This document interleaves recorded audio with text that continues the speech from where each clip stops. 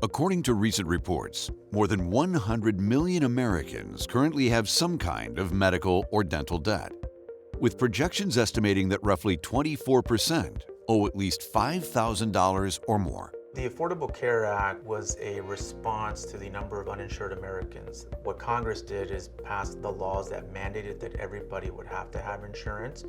So essentially what you had is everybody that was high risk immediately jumped in to get insurance, but everyone that was young and healthy refused to jump in.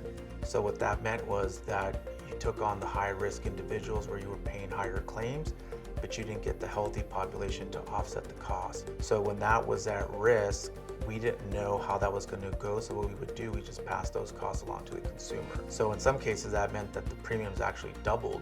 As costs continue to rise, dramatic price increases put Americans further into healthcare debt. Affordable Care Act has passed.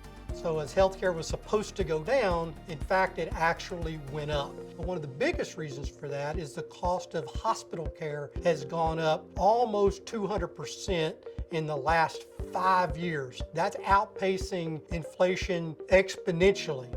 Medical debt is probably one of the biggest reasons that people go bankrupt. Currently, the United States is about $87 billion in debt and credit cards. Medical debt makes up almost 50% of those numbers. Why? Poor plan design. You have people pay for plans, they have a deductible to meet, and then they have co-insurance to pay after they do that. Although existing technology could be deployed to significantly improve the industry as a whole, legacy carriers and hospital systems are not moving quickly enough to adopt it. Technology is really being used to make it easier to apply for health plans. It's also making it easier to access the information for health plan, but then it's not really be very clear and transparent with what it is that's offered in these plans. The CPT codes, which there's 25,000 of, only 500 of them are shoppable, so you can't compare the way that you should be able to. We now have had limits or caps that we can no longer pass along the cost. So we can only increase premium so much per year. So what this is doing is it now forces the insurance carriers to actually innovate. With better, more affordable, and more comprehensive options available, developments in insurance technology are now putting Americans back in charge of their healthcare spend. Ovation Health is an organization that was formed by doctors with the intent to provide high-quality health care at a fair, transparent rate. And we do that by having direct relationships with physicians, with labs, and with imaging centers. And that gives us an opportunity to focus on making sure when somebody does have a major medical need, we're able to address that quickly, regardless of what service that they need. That we can go in there and immediately communicate to them what the cost of that service is going to be. Helping to drive industry trends into a market where affordable and helpful healthcare is a real option, the technology removes pooling risks, lowers administration fees, and takes the benefit of savings when claims are lower than anticipated for the year. If you do self-funding through a health plan like Ovation Health, what we already have, it's the direct contract. So we already know 85% of your cost. And so we're able to take our time and energy and put it towards making sure that any of those extra out-of-pocket costs like surgeries, procedures are at the most fair and affordable rate.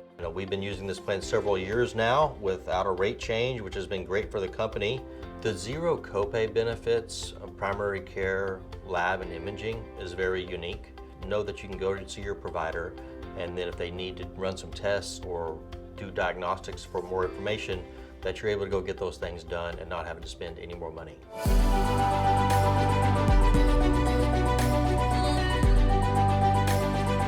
Working directly with doctors, healthcare facilities, pharmacies, and other medical providers, the technology cuts through the red tape to bring concierge medical services to everyone. Not only for seeing the providers utilizing the labs, the imaging that we have direct contracts with, but if you have to work outside of the components that we have direct contracts with, we're still negotiating that cost up front. So you're still going to know your cost before you walk in to get that procedure or to go see that specialist. And if for any reason you receive a billing after that, we have care coordinators, we have patient advocates, depending on the level of care and help that you're needing, to make sure that your bill is taken care of, that it's negotiated down or it's completely wiped out, just depending on the circumstance. In 2022, the No Surprise Act came into law What that's supposed to do is actually force the hospital systems to reveal their costs.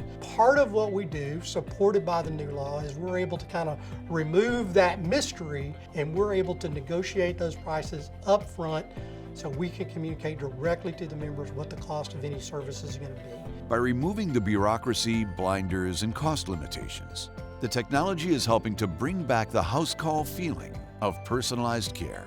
And the telemedicine platform became very big when COVID happened, and we took an existing contract that we had and we actually developed on that to be able to provide telemedicine platforms that have primary care physicians, behavioral health, dermatology, nutrition, and other specialists. Where technology is taking us is through things such as telemedicine and machine learning. We have the ability to reduce the overall cost in the healthcare industry by hundreds of billions of dollars. And it does that by removing the inefficiencies within the actual process. Machine learning helps us identify these inefficiencies of where we need to really focus on and addressing and removing those limitations.